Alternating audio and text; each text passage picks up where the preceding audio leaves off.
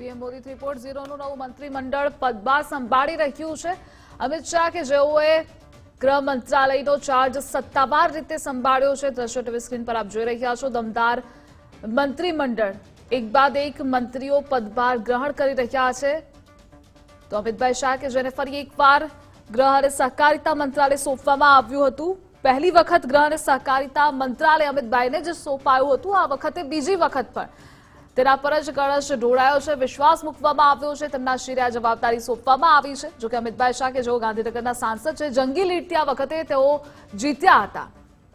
તો 370ની કલમ હોય કે દરેક વખતે તેઓએ દૂરંદેશી નેતૃત્વ કર્યું છે અને ફરી એકવાર તેના હાથમાં આ કમાન સોંપવામાં આવી છે। દ્રશ્યો ટીવી સ્ક્રીન પર આપ જોઈ રહ્યા છો। ગૃહ પ્રધાન અને સહકાર મંત્રીનો ચાર્જ સત્તાવાર રીતે અમિત શાહે ગ્રહણ કર્યો છે, પદભાર સંભાળ્યો છે।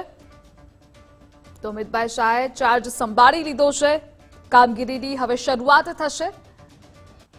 તો એક બાદ એક મંત્રીઓ પોતાનો ચાર્જ સંભાળી રહ્યા છે। વહેલી સવારથી જ સૌથી પહેલા એસ જયશંકરે પણ પોતાનો પદભાર સંભાળ્યો હતો। ગિરિરાજસિંહ, ચિરાગ પાસવાન, સીઆર પાટીલે પણ પોતાનો પદભાર સંભાળ્યો છે। અને હવે જે દ્રશ્યો ટીવી સ્ક્રીન પર આપ જોઈ રહ્યા છો, અમિતભાઈ શાહ ગૃહ અને સહકારિતા મંત્રાલય તેમને સોંપવામાં આવ્યું છે। ફરી એક વખત જેટલા પણ સીસીએસ હેઠળના મહત્વના મંત્રાલય છે તે તમામ મંત્રાલય ભારતીય જનતા પાર્ટીએ પોતાની પાસે જ રાખ્યા છે।